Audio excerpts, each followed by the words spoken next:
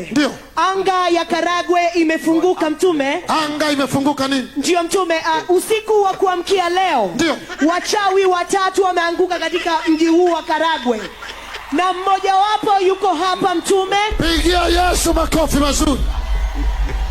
Wachawi niliwaambia jana. I told you yesterday. Hebu rudia hilo. Wachawi watatu wameanguka katika mji huu wa Karagwe usiku wa kuamkia leo. Usiku wa kuamkia leo. Ndio mtume, anga ya Karagwe imefunguka mtume. Pigia Yesu makofi. Bendera ya Bwana imesimamishwa katika anga. The flag of the Lord is Ubalozi wa mbinguni umetawala anga. and the heavenly embassy have rule over the sky. Mwingine yuko hapa.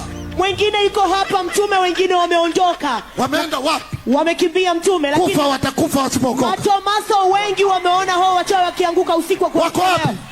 Matomaso wako huku. John. Unajua kwa nini wanamfunika? Kuna watu wanaweza kumshambulia. There are people they might fight.